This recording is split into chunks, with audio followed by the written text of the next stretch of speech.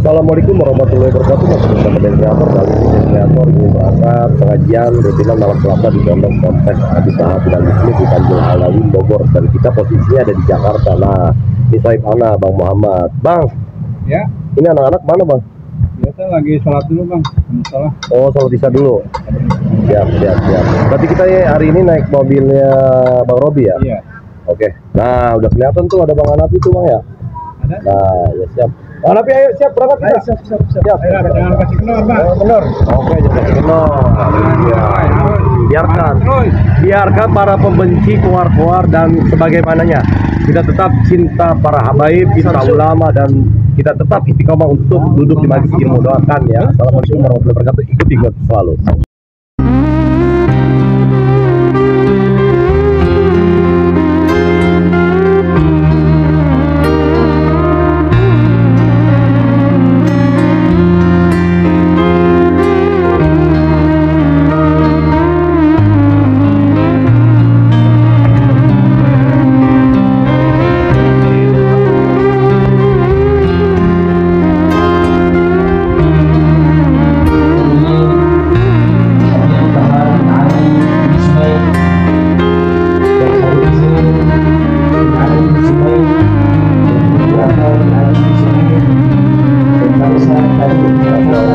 Dari mana, Mas? Dari Madura. Masya Allah, dari Madura. Masya Allah. Madura mana, Cak? Pamekasan. Masya Allah, jauh-jauh dari Pamekasan. Masya Allah. Oke, Bang, saya ngaji dulu ya, Ustaz ya. ومن آدابه الإنصاف. قال الإمام ابن عبد البر رحمه الله تعالى من بركة العلم وآدابه الإنصاف. وقال الإمام مالك رحمه الله تعالى ما في زماننا أقل من الإنصاف. قال الدميري هذا في زمان مالك فكيف بهذا الزمان أي وما بعده الذي حالك فيه كل حال. قال النبي صلى الله عليه وسلم ما يأتي عليكم الزمان إلا شر منه بالزيادة. ومن أمثلة الإنصاف أن امرأة ردت على عمر رضي الله عنه ونبهته على الحق وهو في خطبته على ملأ من الناس أي على مجمع من الناس.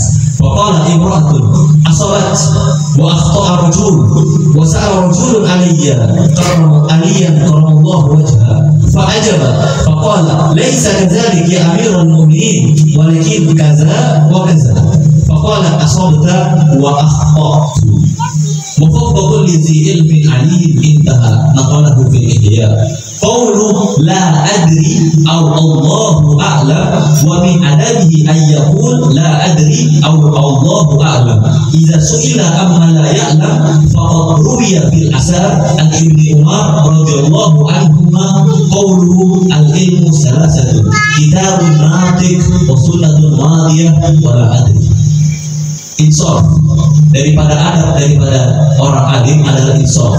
Berkata Imam Abdul Bar, semoga Allah merahmatinya, termasuk daripada barokah ilmu dan adabnya ilmu adalah insaf. Berkata Imam Malik, semoga Allah merahmatinya, di zaman kami sangat sedikit sekali orang yang insaf. Berkata Imam Ad-Damiri, ini di zamannya Imam Malik, bagaimana di zaman sekarang? Ayat bagaimana zaman setelahnya? Yang dimana hancur segala sesuatu yang hancur. Dan termasuk daripada contoh insaf, seseorang perempuan menolak daripada apa yang diucapkan oleh Umar radhiyallahu anhu dan memberitahunya alal haq, termasuk daripada kebenaran. Ketika khutbahnya Umar bin Khattab yang dimana penuh daripada manusia, kemudian perempuan tersebut berkata, telah benar. Berkata Umar bin Khattab, ini perempuan telah benar dan telah salah ini laki-laki.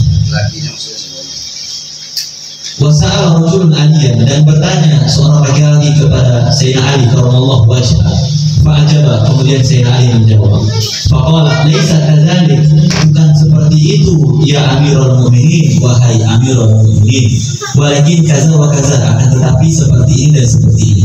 Faqala, kemudian berkata Sayyidina Ali, asabta, kamu telah benar, wa akhta'tu, dan aku telah salah. wa fawqa kulli dzi ilmin, dan di atas orang yang mempunyai ilmu alimun ada orang yang lebih alim. Intaha, telah berakhir naqalahu fi ihya, dinukil dari kitab Ihya Ulumuddin. Qaulu la adri, ucapan la adri, au Allahu a'lam, atau ucapan Allahu a'lam, wa min adabi, dan termasuk daripada adabnya orang alim, hendaknya dia berkata la adri, au Allahu a'lam, atau dia berkata Allahu a'lam. Iza su'ila amma la ya'lam, apabila dia ditanyakan tentang apa yang dia tidak ketahui. Faqad ruwiya, sungguh telah diriwayatkan fil asad, di dalam asad, an Ibnu Umar, dari anaknya Umar radhiyallahu anhu, qauluhu, beliau berkata, al ilmu salah satu, ilmu ada 3 macam. Kitabun natiqun, kitab yang bisa berbicara, wa sunnatun madiyatun, dan sunnah yang telah berlalu, wala adri, dan ucapan la adri.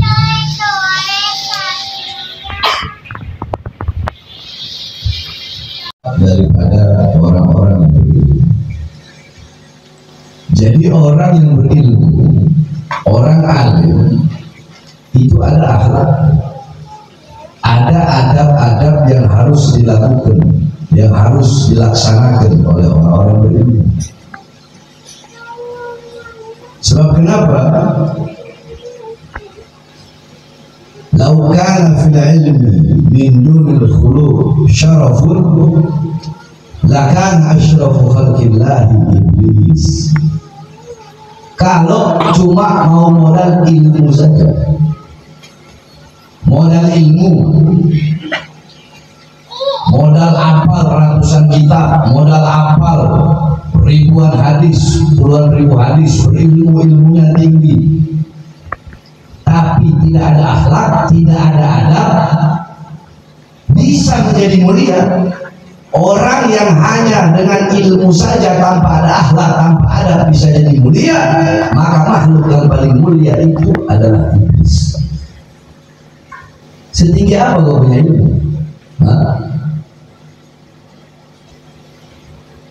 Setinggi-tingginya ilmu tidak bisa mengalahkan ilmunya iblis.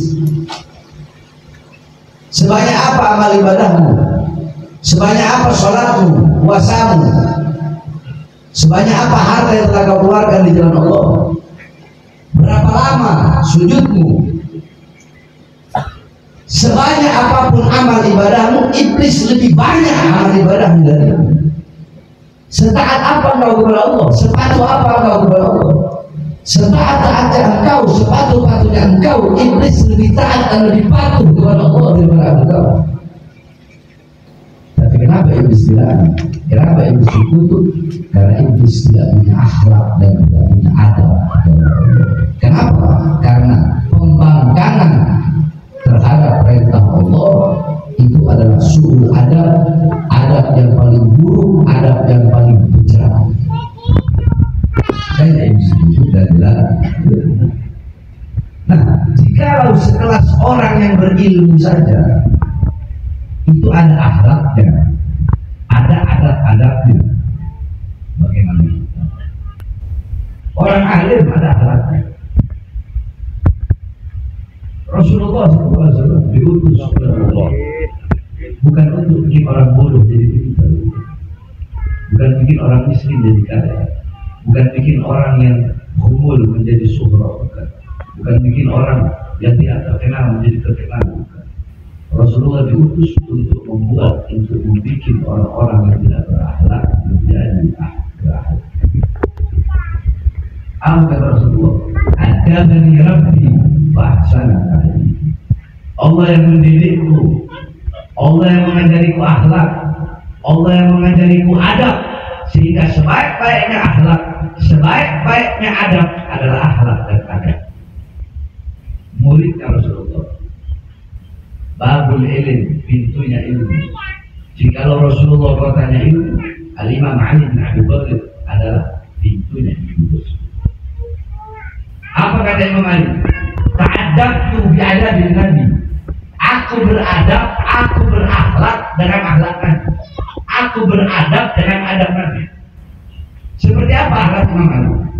Seperti apa adab Imam Ali? Satu contoh. Satu waktu Imam Ali bin Abi Thalib keluar dari masjid, beliau berjalan. Ketika beliau berjalan, ada orang Yahudi di depan beliau yang sudah tua renta. Bagaimana akhlaknya? Bagaimana adabnya? Beliau berjalan di belakang orang Yahudi itu dan tidak mendahului orang Yahudi. Ini bukan orang Muslim, tak. Yang tua ini bukan orang Muslim, orang Yahudi. Tapi akhlak dan adab yang diajarkan oleh Rasulullah, jangan pernah engkau berjalan mendahului orang yang lebih tua darimu, apalagi sudah tua renta, tanpa memandang agama apapun, suku, ras, warna kulit. Itu adab yang diajarkan Rasulullah SAW. Sampai Imam Ali bin Abi Thalib udah di pertigaan, Imam Ali mau ke kanan, Yahudi ke kiri, tiba-tiba Yahudi berkata, wahai Ali, dari tadi aku memperhatikan engkau bisa saja mendahuliku, tapi kenapa kau tidak mau mendahuliku? Apa kata Imam Ali? Itu adalah akhlak, adab dan budi pekerti yang diajarkan oleh Nabi Muhammad, yaitu jangan pernah mendahului orang. Apa kata orang Yahudi itu? Saksikanlah, karena akhlak, karena adab agamamu, agama Islam, karena akhlak, karena adab yang diajarkan oleh Nabi, saksikan bahwa saat ini aku masuk dalam Islam. Tidak ada yang lebih tinggi daripada akhlak, tidak ada yang lebih tinggi daripada adab. Al-akhlak, al-adab, daripada ilmu. Adab, akhlak itu lebih didahulukan daripada ilmu. Al-adab, al-akhlak, fauqal ilm, akhlak, adab lebih tinggi daripada ilmu. Makanya anak-anak yang mondok di sini, anak didik akhlak mereka, adab mereka. Itu boleh lihat bagaimana mereka. Berani nggak mereka berjalan di depan anak, membelakangnya? Tidak berani mereka. Sehingga akhlak dan adab yang mereka praktekkan di dalam pondok pesantren ini, mereka praktekkan kepada orang tua mereka di luar sana. Akhlak, adab lebih penting dari segala-galanya. Itu ahli ibadah. Ubad bila adab,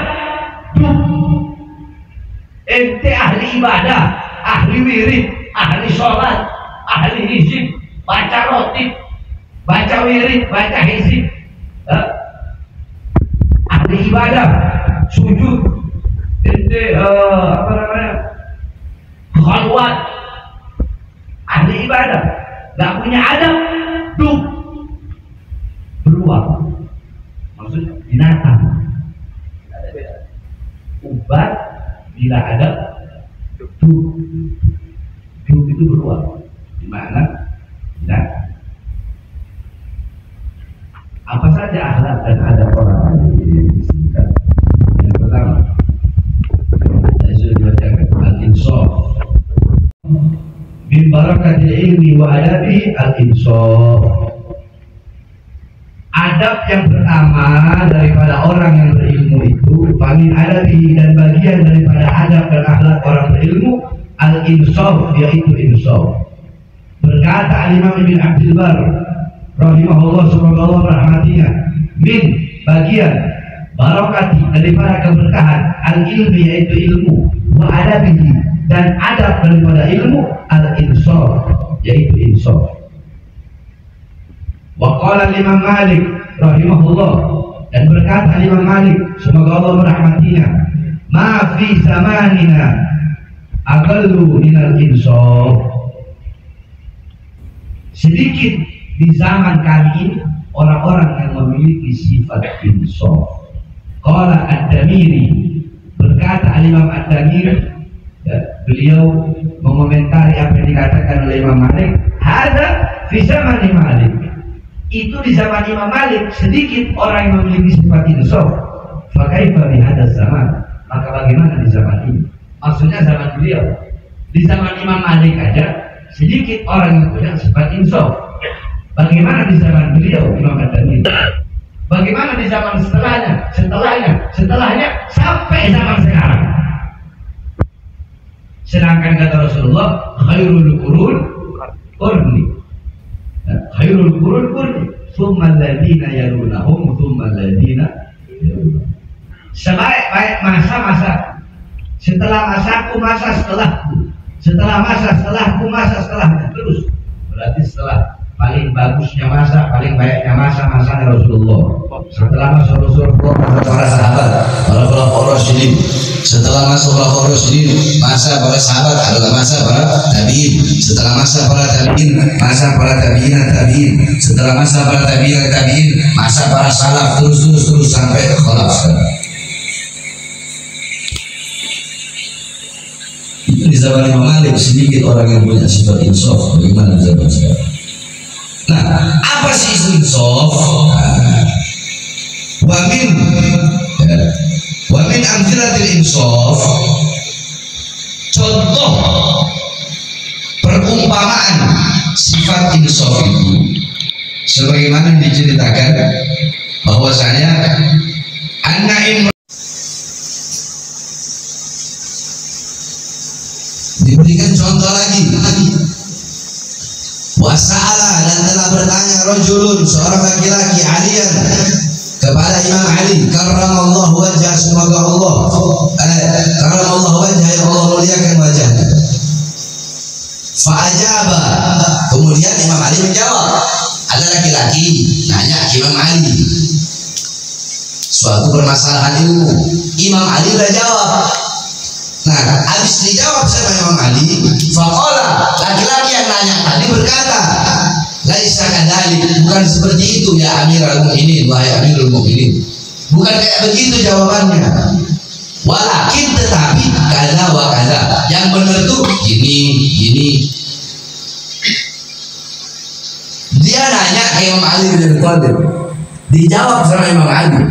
Selesai dijawab oleh Imam Ali, dia bilang, enggak, salah jawaban yang benar itu. Yang benar itu gini. Apa kata Imam Ali bin Abi Thalib?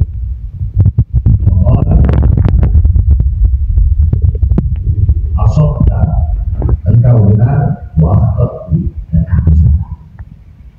Itu sekelas Imam Ali bin Abi Thalib. Dan beliau membawa ayat wa fauqa kulli dzi ilmin alim. Di atas orang yang berilmu itu ada orang yang lebih berilmu. Di atas langit itu ada lagi. Jadi jangan merasa sok yang paling benar. Kalau kau salah, maka aku yang salah. Contoh kayak kemarin udah menjelasin juga. Anak di WA sama anak punya sahabat-sahabat dan akhirat bagaikan ibu. Anak kembali ngomong kalau kita menikahi ibunya dalam videonya itu, kalau kita menikahi ibunya, kemudian kalau kita menikahi anaknya, kalau kita menikahi anaknya kemudian belum disetubuhi, maka boleh kita menikahi ibunya. Itu dalam video. Padahal salah, kebalik. Harusnya yang anak bicarakan itu, lidah anak harusnya ngomong, kalau kita menikahi ibunya, kalau dikaitkan dengan fikih, kalau kita menikahi ibunya belum didukhul, belum disetubuhi, kan nggak ada iddah itu, maka boleh kita menikahi anaknya. Anakku yang dengan salah, itu sabkul lisan. Sabkul lisan itu kepleset lidah. Sabkul lisan itu adalah kehendak hati, tujuan hati ingin berkata sesuatu, tapi lidah berkata lain. Contoh, kehendak hati ingin berkata A, lidahnya kepleset ngomong B, kebalik. Dan sabtul lisan atau lahan itu hal yang biasa di dalam dunia santri, di dalam dunia pondok pesantren, itu hal yang biasa. Cuma orang-orang yang ya begitu, wah Habib Bahari begini, tapi ada kan mesti yang tahu anak yang diri anak, yang tahu maksud tujuan itu anak yang tahu.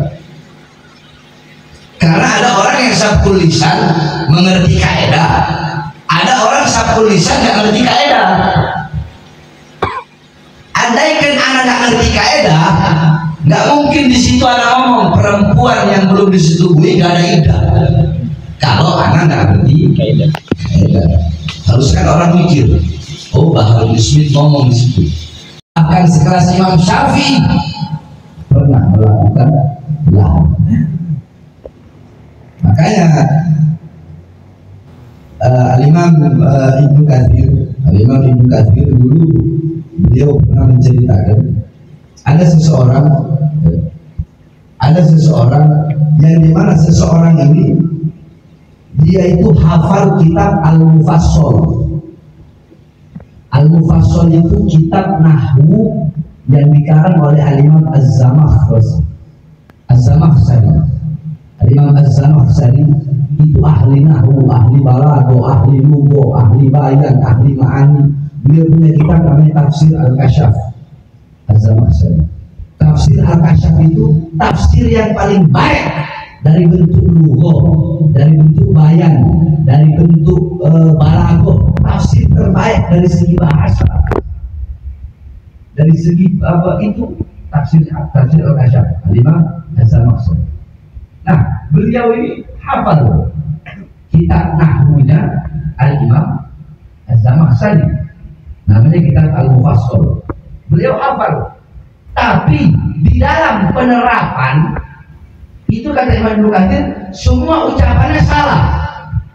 Maksudnya salah apa? Contoh, fa'il dibaca mansub, maf'ul dibaca marfu, bukan jar majrur tapi jar mansub, atau jar marfu tapi bukan huruf syair. Contohnya seperti itu. Makanya Al-Imam Ibnu Mandur beliau berkata, mihrab, tahu mihrab? Tahu mihrab? Mihrab tempat sholat bagi imam, tempat khutbah bagi seorang khatib. Karena beliau mihrab dinamakan mihrab itu dua. Pertama, karena bagi seorang imam dan seorang khatib tidak menutup kemungkinan bagi mereka untuk melakukan kesalahan. Seorang imam baik di dalam membaca Al-Quran dalam sholatnya, seorang khatib baik di dalam khutbahnya, nasihatnya. Apalagi anak kan kita tahu kalau ceramah kan intonasinya cepat. Itu lihat waktu ceramah di Aceh. Siap hancur demi Islam, siap hancur demi NKRI. Saking cepat. Kitab Muhadzab beliau syarahkan, namanya kitab Al-Majmu' Syarah Muhadzab. Muhadzab itu kitabnya Imam Syirazi. Al-Imam Syirazi disyarahkan sama Imam Nawawi, namanya kitab Al-Majmu'. Di muqaddimahnya beliau bilang, perhatikan, i'lam, ketahuilah, anna mu'taqad al-muhaqqiqina anna qaula al-alim la adri la yadha'u manzilatahu bal huwa dalilun ala 'idami mahallihi wa taqwahu wa kamali ma'rifatihi. Beliau bilang, ketahuilah sesungguhnya keyakinan bagi orang-orang yang mengerti hakikat, para ahli hakikat, bahwasanya perkataan orang berilmu kalau dia bilang la adri, saya tidak tahu, itu tidak akan menurunkan derajatnya. Kalau ada orang alim ditanya suatu masalah, ditanya suatu pertanyaan, dia jawab saya nggak tahu, itu tidak akan menurunkan kedudukannya, itu tidak akan menghinakan dirinya, enggak. Bal huwa dalilun, tapi itu adalah dalil, itu adalah bukti bahwasanya akan ketinggian derajatnya dan ketakwaannya, wa kamali ma'rifati, dan kesempurnaan ma'rifatnya kepada Allah. Jadi kalau ada orang alim ditanya suatu permasalahan, kemudian dia jawab nggak tahu, orang jangan langsung bilang, oh ini orang bodoh, ente yang bodoh, ente yang goblok. Imam Nawawi udah bilang, kalau ada orang berilmu ditanya, kemudian dia nggak gengsi, dia mohon maaf saya nggak tahu. Imam Haramain, gurunya Imam Ghazali, pernah ditanya satu permasalahan. Beliau jawab apa? Saya tidak tahu. Imam Haramain, sekelas Imam Haramain, ketika ditanya satu permasalahan, beliau pernah menjawab, la adri, saya tidak tahu. Nah, perkataan saya tidak tahu, jawaban saya tidak tahu, itu tidak akan menjatuhkan kedudukan seorang yang berilmu. Paham nggak? Paham ya? Bisa dipahami? Justru jawaban aku tidak tahu, aneh nggak tahu, aing tenyao, gue nggak tahu, tanya sama yang lebih tahu. Jawaban itu justru menjadi bukti akan kesempurnaan, ya, akan kesempurnaan ilmunya, menjadi bukti akan keagungan derajatnya, kedakwaannya, dan kesempurnaan ma'rifatnya, pengetahuannya. Jadi justru itu jawaban tidak tahu jadi bukti bahwasanya ini orang-orang yang tinggi ilmunya. Ini orang-orang yang mulia, agung, ketakwaan. Kenapa? Karena dia berikhtiar, berhati-hati. Kenapa? Karena dia tawarruf anil futya, berhati-hati dalam berfatwa.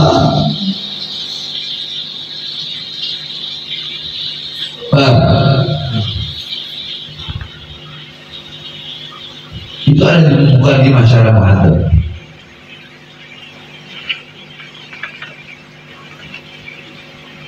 Nah, ini penting, perlu diketahui.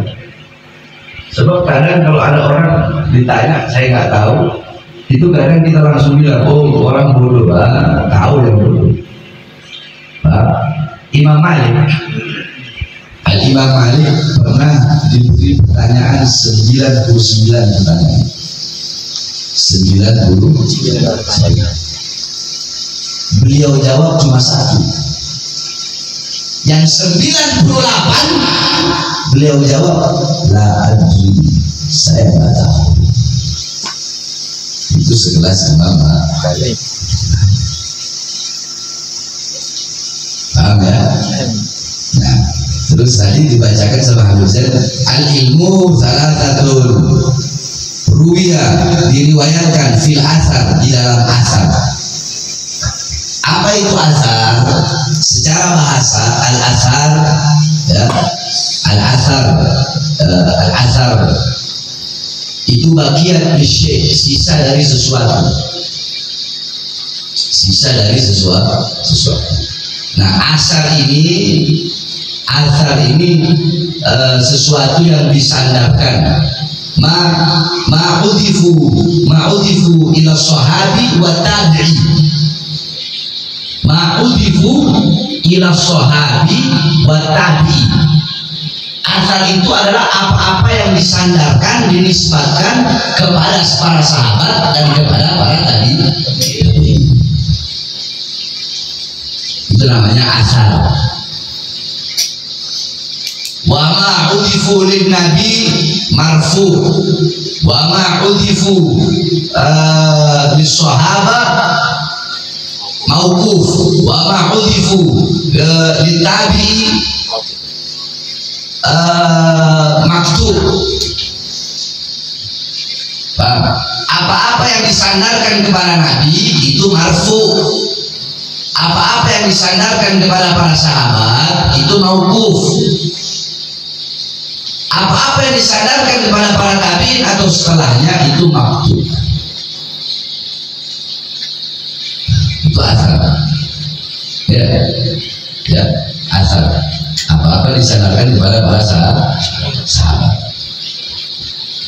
Nah, dari apa-apa disandarkan kepada para tabi'in atau setelahnya. An Ibnu Umar radhiyallahu anhu, dari Ibnu Umar.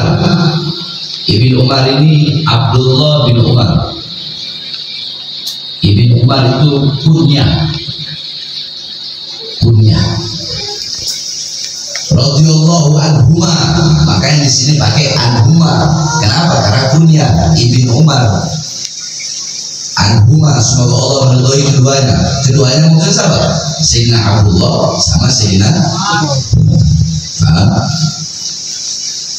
beliau berkata, al ilmu thalathatun, ilmu itu tiga.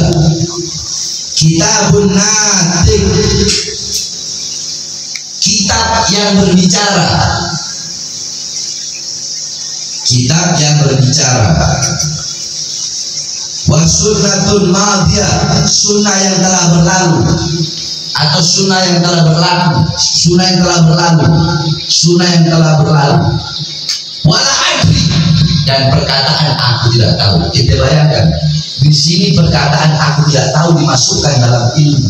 Pertama, kitabun natik, kitab yang berbicara, firman yang berbicara, Al-Quran yang berbicara, Al-Quran yang berkata, Al-Quran yang menuturkan. Yang kedua, sunnatul madiyah, sunnah yang berlalu. Yang ketiga, perkataan la adri, aku tidak tahu. Coba ini lihat kedudukannya. Kedudukannya diletakkan yang berapa? Setelah apa? Setelah sunnah. Berarti kan ini sesuatu yang begitu mulia, sesuatu yang begitu agung. Padahal perkataannya adalah apa? Aku tidak tahu, atau Allahu a'lam.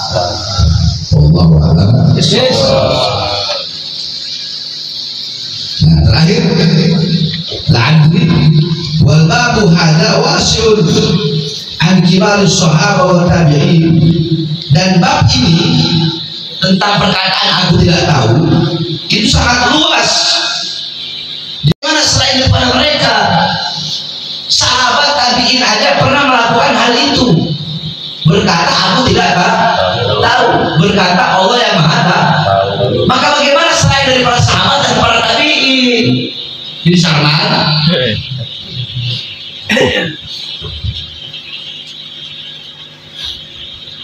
Jadi kalau tidak tahu, mending bilang saya tidak tahu. Itu tidak akan menjadi